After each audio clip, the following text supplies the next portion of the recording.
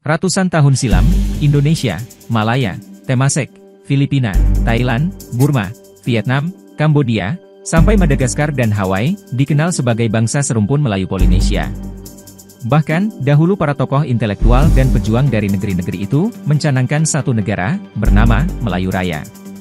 Pada 1879, Parlemen Hawaii di Honolulu, membahas kemungkinan penyatuan dunia Melayu Polinesia. 10 tahun kemudian, Apolinario Mabini di Manila, mengumumkan Federation Malaya. Pada 1932, tokoh mahasiswa University of Philippines bernama Wenceslao Quivinzons, berorasi di kampusnya, bahwa dirinya memimpikan kesatuan semua bangsa Melayu Polinesia, yang tergabung dalam negara Melayu Raya. Vinzons meneruskan cita-cita pendahulunya, pencetus revolusi Filipina Jose Rizal yang terkenal dengan novelnya, Noli Me Tangere itu. Dalam tahun yang sama, pemuda Muhammad Yamin di Jakarta, juga mengemukakan obsesinya tentang Melayu Raya, atau Indonesia Raya.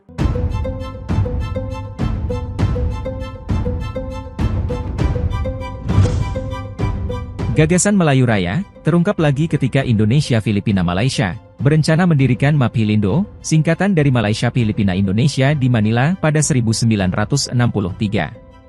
Para presiden dari ketiga negara tersebut, mengumumkan deklarasi Manila, yang menggabungkan negara mereka ke dalam Mapilindo.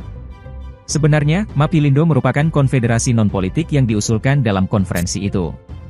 Mapilindo sendiri, ditujukan sebagai organisasi regional antar bangsa Melayu, yang telah terpecah dan kembali bersatu. Dalam pertemuan itu, banyak membahas tentang kerjasama dan masalah Borneo Utara.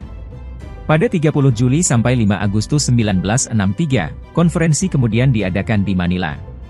Dihadiri Presiden Filipina Diosdado Macapagal, Presiden Indonesia Soekarno, dan Perdana Menteri Federasi Malaya Tuanku Abdul Rahman Putra.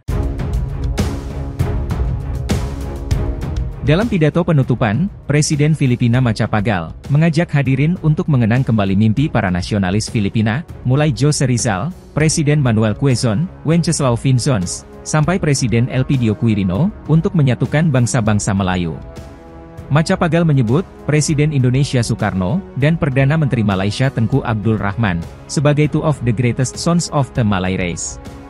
Konferensi ini menghasilkan 3 kesepakatan, yakni Manila Accord, Manila Declaration, dan Joint Statement dari ketiga negara. Kesepakatan tersebut, menjadi perhatian luas di tengah ketegangan antara Indonesia dan Malaysia, di tahun 1963.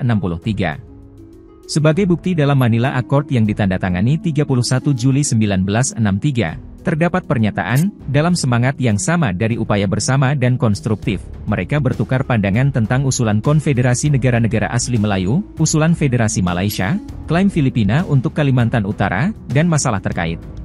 Pernyataan tersebut menandakan, terdapat usulan pembentukan suatu konfederasi negara-negara. Sebuah langkah bersejarah, dalam mewujudkan keterkaitan antar bangsa Melayu, yang sebelumnya telah terpecah belah, akibat kolonisasi bangsa Barat.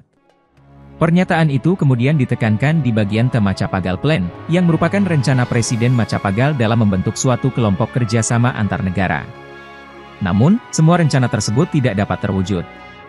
Meski begitu, pertemuan 3 kepala pemerintahan dan kesepakatan itu, menjadi pertemuan terakhir antara Indonesia dan Malaysia.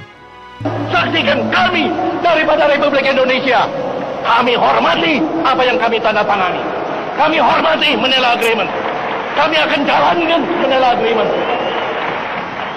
Salah so dengar so sakati emburi.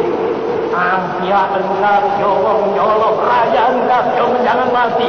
Anti pundai gunung Merapi. Kekeceroko yang manuk peranjangan.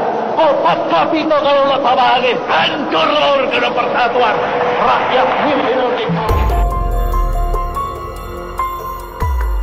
Mapilindo tidak terwujud, justru berubah menjadi konfrontasi antara Indonesia dan Malaysia 20 Januari 1963, setelah Bung Karno mengumandangkan Dwikora, yang pada pokoknya menyatakan, bahwa Malaysia adalah proyek imperialis, oleh karena itu harus diganyang.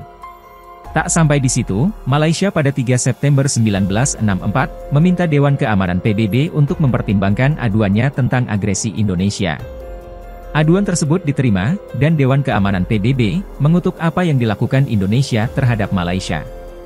Ketidakpuasan Soekarno terhadap organisasi PBB, yang dianggapnya sebagai pencerminan pada saat didirikan tahun 1945, ditambah usulan yang disampaikan dalam pidato membangun dunia kembali di tahun 1960 yang tidak mendapatkan sambutan serius dari PBB, hal tersebut menjadikan Indonesia keluar dari organisasi internasional tersebut.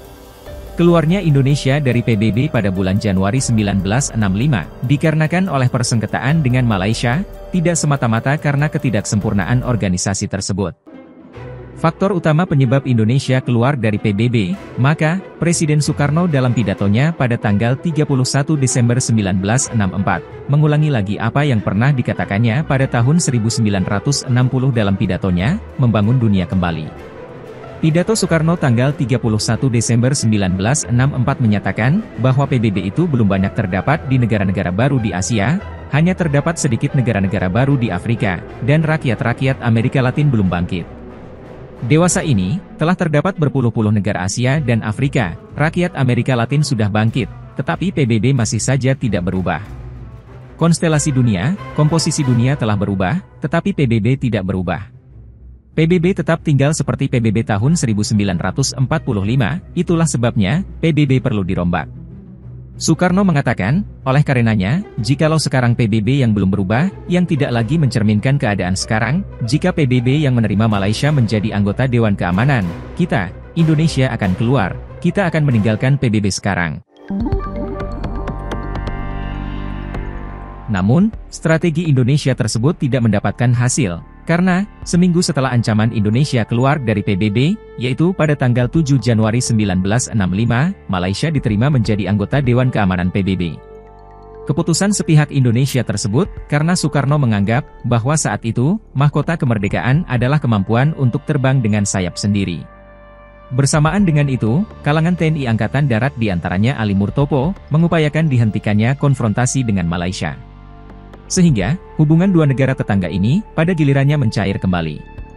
Dampak konfrontasi yang dicanangkan Bung Karno itu ialah, memudarnya cita-cita Melayu Raya, bahkan sudah tidak ada lagi tokoh-tokoh Indonesia, Malaysia, Filipina, Thailand, Singapura, Myanmar, Vietnam, Kambodia, dan Madagaskar, yang mengungkit-ungkit sentimen Melayu.